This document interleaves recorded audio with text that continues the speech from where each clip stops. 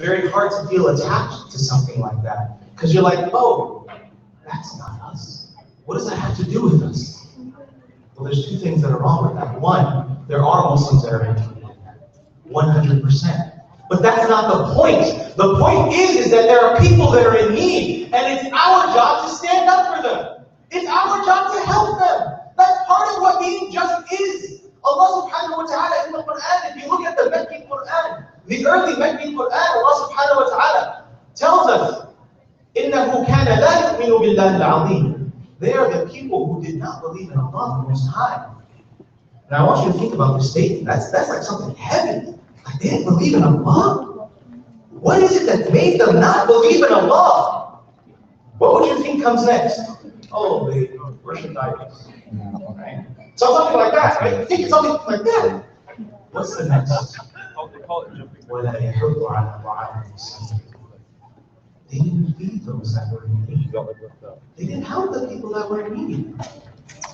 All throughout the Meccan Quran, in Surah Al-Ma'un, Allah subhanahu wa ta'ala talks about that they are the ones who take care of those that are in need. Feed the poor. And this is Meccan Quran, which means the Muslims, they were the ones being oppressed. They were the ones where in the street, people were laughing at them. People did business with you then. All of a sudden you were Muslim? Nah, you can't do business anymore. Forget you. People you grew up with, you went through thick and thin. They were like, nah, homie, get away. You're Muslim now. I don't want to have anything to do with you. People who were married, I want you to literally think about this. If you were married, and you said, you know what, I believe Islam is true. You become Muslim. Your spouse will divorce you. Yo, LA around. This happens with others that the Prophet Muhammad sallallahu alaihi wasallam. I want you to honestly think about it. The Prophet Muhammad sallallahu alaihi wasallam in this scenario, he was the one who was standing for justice. He was the one who was standing up for people that needed help. He was there. He was right there. He was standing up for them. Why? I can't see the clock. How much time do I have? Time here. 20 minutes. Wow. So when the Prophet Muhammad sallallahu alaihi wasallam tells us that the Muslim is the one that other Muslims and other people are safe by their hands and by their tongue, he says this is what it means. We break it up into these two things. But then there's another issue when we're talking about this. You know, we see all the rhetoric that's going on, all the ridiculous things that are said about Muslims, about Islam. And you know, interestingly enough, about Donald Trump, who's making most of these statements, I don't know if you guys remember this, but in 2002, I believe it was, he was asked about Muslims. He said, I learned everything I needed to know about Muslims on my own. That's what he said. That's all. And the Pew Research Foundation, they actually did research. This was in 2012, I believe it was. And they actually found, they surveyed Americans all over. And they actually found that 60% of Americans know nothing about Islam. Know absolutely nothing about Islam.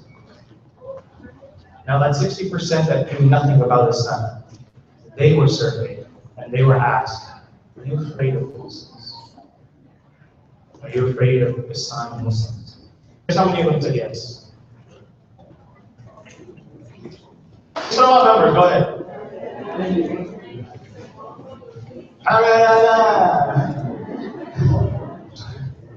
Maybe that wasn't a good idea. I heard 70, I thought 100. We would be in big trouble if it was 100. None? Wouldn't that be awesome? I wish. Inshallah one day. I heard someone say 70. 71%. Those people actually said that they were afraid of Muslims. 71% of those people said they were afraid of Muslims. And you remember earlier I had that example of walking down that alleyway, right? that dark alleyway, and you see like the mob of Muslims coming. And I want you to think, as a Muslim, that, and you're walking down a dark, cold alleyway, South Central LA. You see a whole bunch of people coming at you. Tattoos.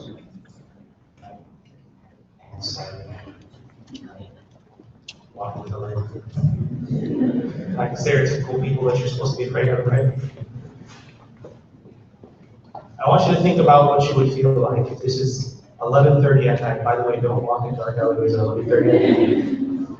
But I want you to think if you were in that situation. Would you be afraid? And be honest with yourself. Would you be afraid? Most people, yeah. I'd be afraid. But why? What's behind your fear of that situation? You don't know. You don't know that. You don't know what's going to happen. More than likely, which is very likely, I've been in situations where I see people where, like, I shouldn't be afraid of them. Because that's what society tells me. I should really be afraid of this guy who's like a foot taller than me and outweighs me by like 120 pounds. I should be afraid of this man. And he opens up his mouth and he's the most soft-spoken, nicest, biggest teddy bear I've ever met in my entire life. But it's like you look and you're like, oh. But what you're afraid of is the unknown. That's what you're afraid of. You're afraid because you don't know that person. You don't know, and most of all, you're fearful of what they may do.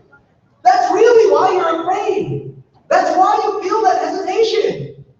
Because you don't know who that person is, or those people are, what they're about.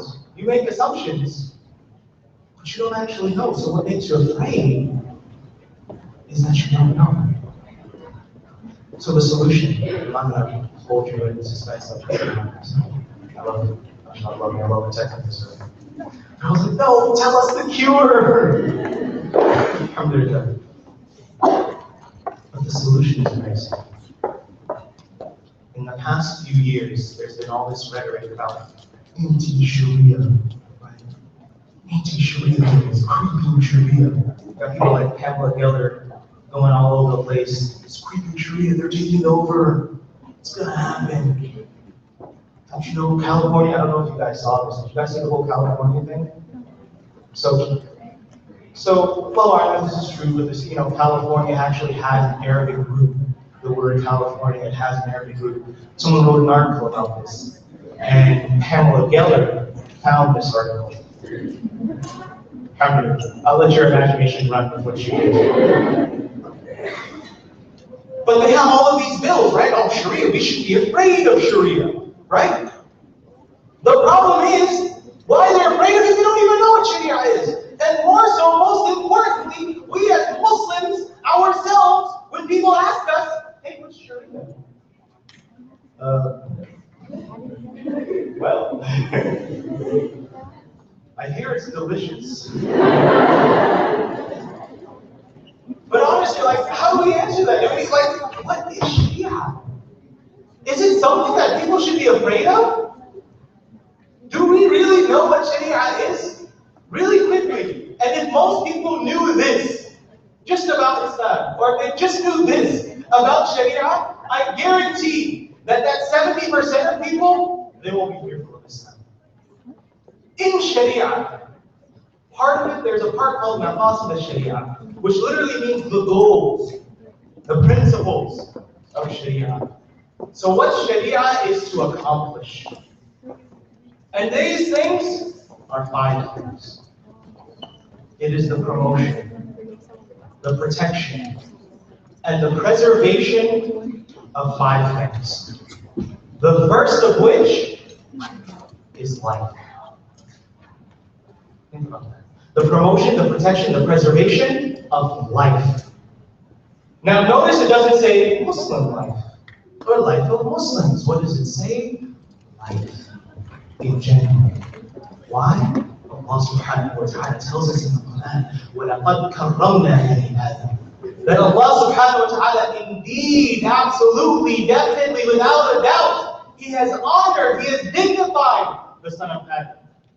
Not the ummah of the Prophet Muhammad sallallahu alaihi wasallam. We have this honor as well, but he gave this honor to every son of Adam and daughter of Adam. Subsequently, every human being has dignity and has the right to live a dignified life. And our Sharia literally protects that for people. It protects that for people, not only for Muslims, for Christians, for Jews. How many of us, whenever we look at Medina, we look at it, this is the example, right? How many of us know the reason why the Prophet Muhammad sallallahu alaihi wasallam was invited to Medina? Wait, what? He was invited? Yeah, he was invited. You know why? Because the people there had all kinds of views. You had Christian tribes, you had Jewish tribes, you had other tribes. They weren't sure what they were, and all of them were fighting. And the Prophet Muhammad ﷺ came, and what did he do? He protected their lives. He protected their lives. Which leads to the second goal of the Sharia, the second maqasid, which is the protection, the preservation, the promotion of religion. Not of Islam, of religion. When the Prophet Muhammad ﷺ came to Medina, if he tells the Jewish tribes, all right, guys, come on. You should know already. Listen, no. Did he tell that to them? No, he didn't. In fact, he allowed them to continue their religion.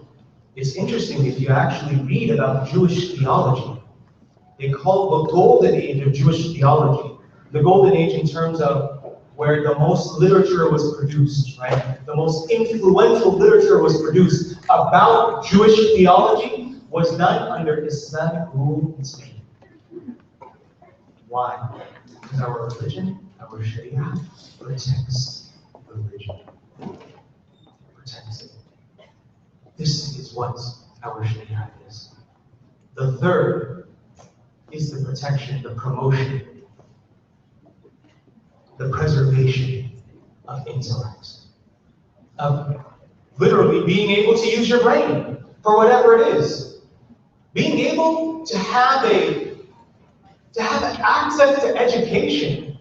This is something that literally the Sharia protects and it promotes. That if people don't have the opportunity to get an education, it's actually part of our religion to help them get an education. To be able to use their aql, to be able to use their intellect that Allah subhanahu wa ta'ala blessed us with. That's part of our religion. So when there are people who aren't able to get an education, our Sharia tells us, you know what, help them. Help them to be able to get an education. Help them for it to be affordable. Help it to be accessible. This is part of the Sharia. The fourth one is, which connects to that one, is the protection, preservation, and promotion of wealth. And what that means is not just that wealth stays in the 1%, right? With just those people.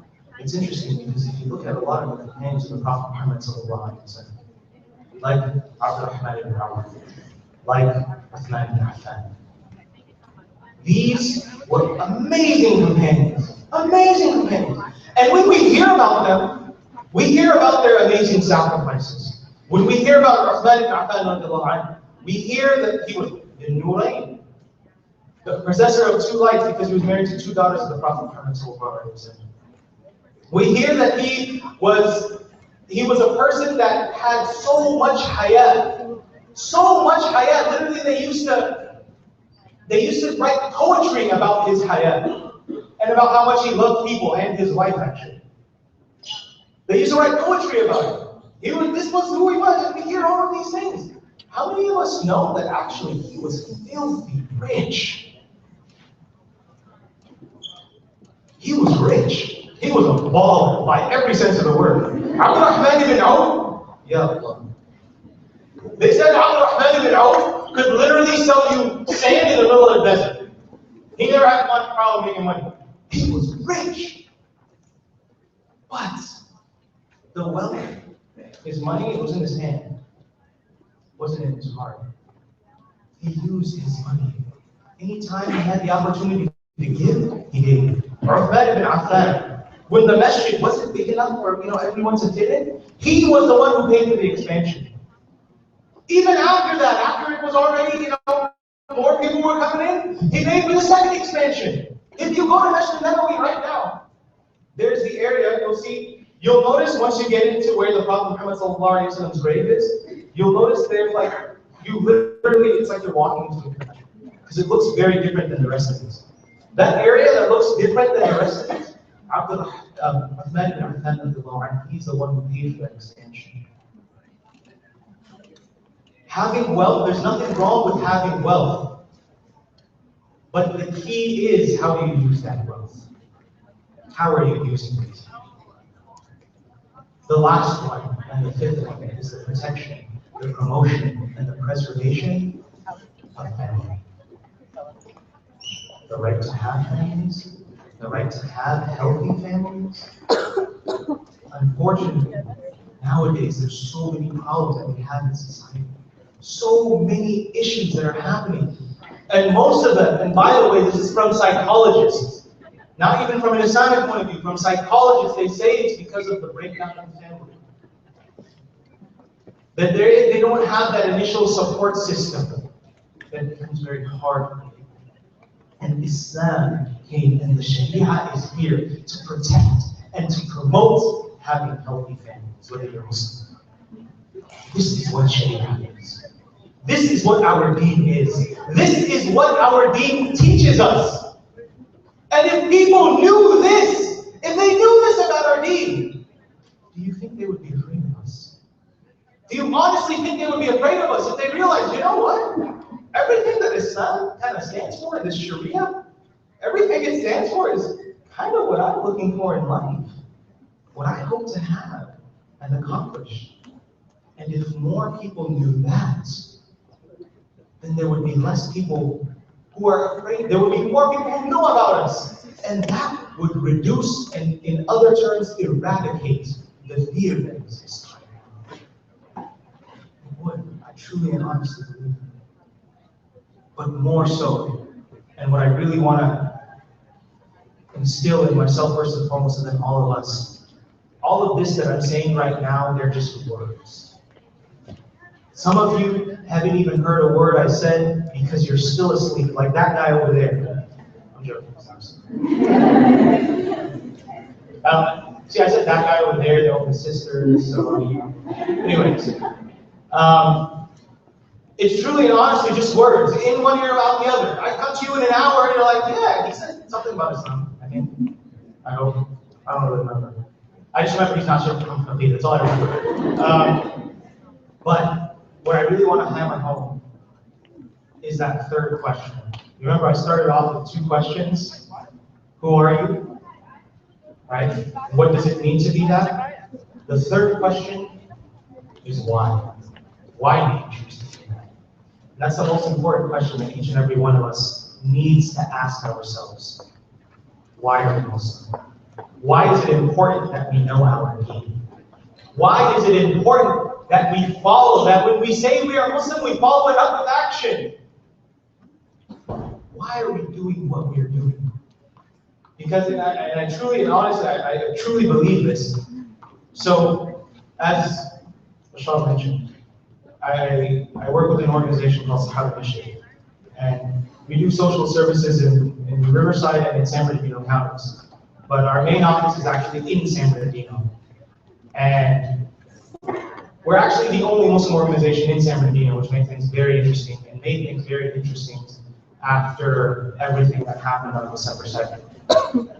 And one thing that I realized, subhanAllah, with that incident, there were so many people that came and were like, yeah, we want to do this program, we want to do that, and we want to do this.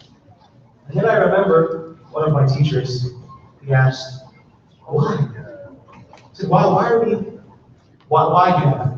It was a good question, you know, it's good to be introspective, to understand why we're doing something, so we're not just being robotic, right? And the answer that the majority of the people said was, we want to do it because we wanna show people that we aren't the enemy. And there's nothing wrong with that. Yes, show people that we are Muslim, we are here to help. That's actually part of our religion. But more so than that, the reason why we should be there, why we should be at the forefront of justice, why we should be the ones who are standing for those that are in need, the main number one reason, because we are Muslim. That's why we are standing for justice. That's why we are doing what is right and trying to forbid, stay away, and keep anything that is evil.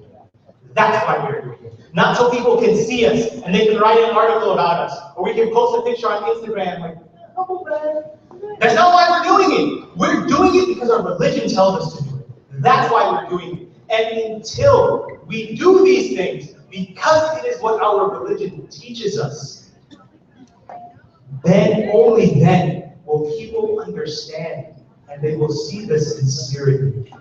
And that's when people's minds and hearts will start changing about Muslims. That is what will allow people to truly and honestly understand and know who Muslims are.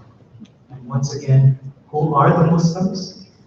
They are the ones that everyone, Muslim and non, are safe by their tongue and by their hand.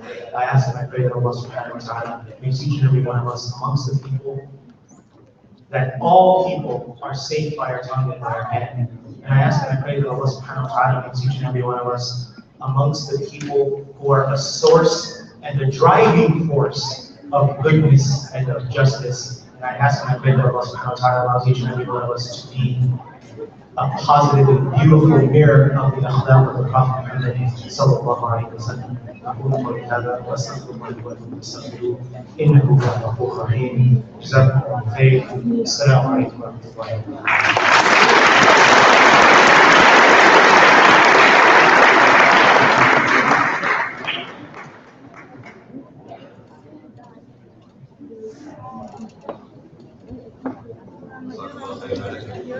Now just everyone sit tight for about 5 minutes. We're going to be preparing for Ustad Hassan's talk. So sit tight,